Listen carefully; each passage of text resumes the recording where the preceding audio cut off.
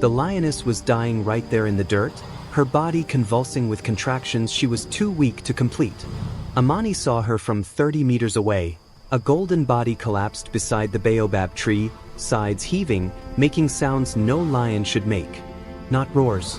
Whimpers. The sound of a mother dying while trying to give birth. Amani was gathering firewood. She should have run. Should have gotten the men with spears. But she'd been a midwife for 20 years in her Maasai village in Tanzania.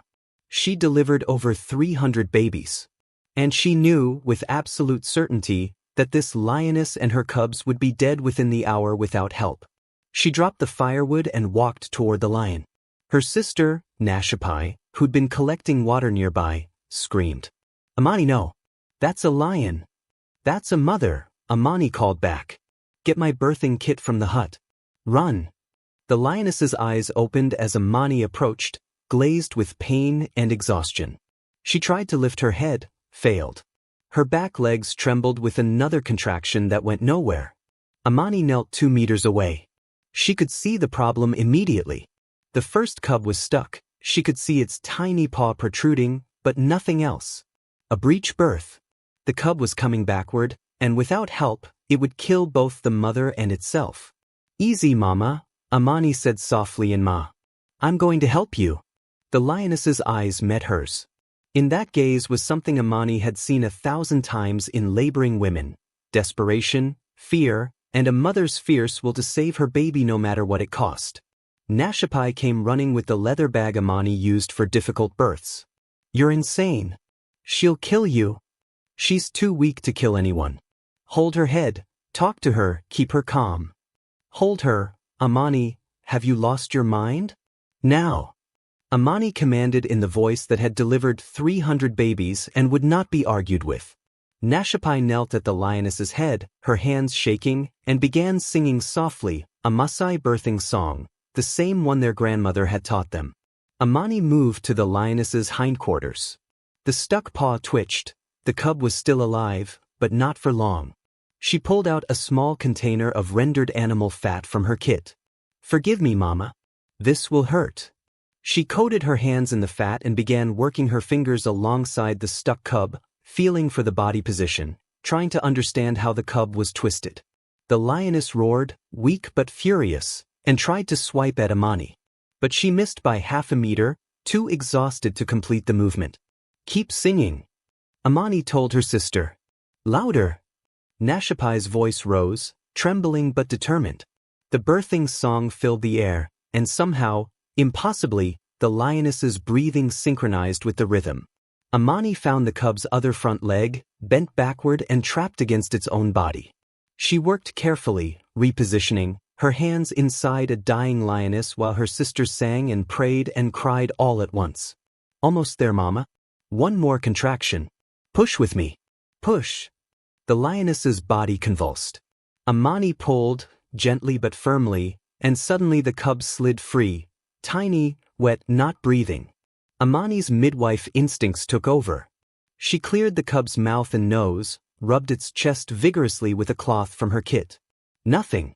She put her mouth near its tiny nose and gave 2 quick breaths, the way she'd learned to revive human babies who were born silent. The cub gasped, coughed, made a tiny mewling sound. Alive. Amani placed the cub near the mother's face. The lioness immediately began licking her baby, her rough tongue cleaning and stimulating, her exhausted eyes showing the first spark of hope. But Amani felt another contraction ripple through the lioness's body. "There's another one," she said. "Maybe 2 more." The second cub came easier, normal position, alive and squirming. The third cub came 10 minutes later, also healthy. But the fourth cub was different. When it finally emerged after another difficult extraction, Nashapai gasped. Amani's hands froze. The cub was white. Pure white, with pale blue-gray eyes, a color that shouldn't exist in lion cubs. "What is it?" Nashapai whispered. "Is it a ghost? A spirit?" "It's a white lion," Amani said quietly. "I've heard of them in the old stories. They're real. And they're incredibly rare." The white cub was smaller than its siblings, weaker. It barely moved. The mother lion noticed immediately, nudging it with concern, trying to stimulate it the way she had the others. But the white cub wasn't responding. Amani picked up the tiny white body. It was barely breathing, its heartbeat fluttering like a trapped bird. She rubbed its chest, cleared its airways, breathed life into its tiny lungs the same way she'd done for the first cub. "Come on, little ghost," she murmured. "You're too special to die on your birthday." The cub gasped. Its eyes opened, those strange pale eyes, and it let out a sound that was barely audible but unmistakably alive. Amani placed it with its siblings at the mother's belly. All 4 cubs began nursing, the white one suckling weakly but persistently. The lioness looked at Amani, and in her exhausted face was something unmistakable: gratitude. Amani stood slowly, her arms covered in blood and birth fluid, her body shaking with adrenaline and exhaustion. "You're going to be fine now, Mama. All your babies are going to be fine." The lioness made a soft chuffing sound, the greeting lions give to friends, and closed her eyes, finally able to rest. Amani and Nashapai walked away quickly, not wanting to overstay their welcome. They were 50 meters away when Nashapai finally spoke. "What did we just do?" "We delivered 4 lion cubs, including one that people will travel across the world to see." "Why?" "Because that white cub..." "Nashapai, do you understand how rare that is?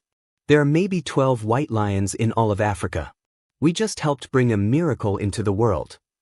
They returned to the village and told no one. The men would have organized a hunting party. The elders would have called it dangerous interference. So the sisters kept their secret. For 2 weeks, Amani checked on the lioness from a distance. The mother and cubs were thriving, moving to a den site, the white cub growing stronger. Then one morning, Amani woke to find something at her doorstep. A freshly killed impala. Young, tender, the kind of meat that only a skilled hunter could bring down. The lioness had left a gift. Over the next 3 months, gifts appeared regularly. Always fresh meat, always at dawn, always when no one was watching. The lioness was hunting for her family but sharing with the woman who'd saved them. Word eventually spread. Wildlife researchers came. They documented the white cub, a male, and his 3 golden siblings. They set up camera traps and tracking equipment. Dr. Kamara, a Kenyan wildlife biologist, interviewed Amani extensively. "You delivered lion cubs. With your bare hands. Do you understand how dangerous that was?" "I'm a midwife," Amani replied simply. "Birth is birth. Mother is mother. Danger didn't matter." "But a lioness who brings you food in gratitude, that's unprecedented behavior." "Is it?" Amani asked. "Or is it just that no one else has helped a lioness give birth before?" The white cub grew into a magnificent young lion. By age 2, he was already larger than his brothers, with a mane that was cream-colored instead of dark. Tourists paid thousands of dollars for the chance to see him. But something else happened that amazed the researchers even more. The lioness taught her cubs that Amani's village was safe. When the pride moved through the area, they never attacked livestock from that specific village. They avoided conflict, showed unusual tolerance, coexisted peacefully. It was as if the mother had told her children, "These humans saved your lives. These humans are family." The white lion, whom the researchers called Kimbia, Swahili for run, because of his incredible speed, became a symbol of conservation success. His existence proved that even the rarest genetics could thrive with just a little help at the right moment. 5 years after the birth, Amani was gathering firewood in the same spot where she'd first found the dying lioness. She heard a sound behind her and turned. Kimbia stood there. Full-grown now, magnificent, his white coat gleaming in the morning sun. He'd sought her out, tracked her, found her. They looked at each other across the distance, the midwife and the miracle she'd helped bring into the world. Kimbia made that soft chuffing sound his mother had made 5 years ago. Then he turned and disappeared into the tall grass, leaving Amani with tears streaming down her face. Because she understood what he'd come to say, "Thank you. I'm alive because of you." Remember, the lioness lived to be 11 years old. A good long life. When she died peacefully in her territory, Amani felt the loss deeply. She walked to the spot where the den had been and left flowers and sang the birthing song she'd sung that impossible day. Kimbia and his siblings continued the unusual behavior their mother had taught them. They maintained territories near the village but never threatened it. They became ambassadors for a new kind of coexistence, proof that humans and predators could live alongside each other with mutual respect. Today, Amani is 68 years old. She's delivered over 700 human babies and exactly 4 lion cubs. The story of the dying lioness and the white cub is told across East Africa as proof that compassion transcends species, that the hands that bring life into the world are the same regardless of who needs them. If this story moved you, share it. Tell us in the comments, would you have the courage to help, even when every instinct screamed danger?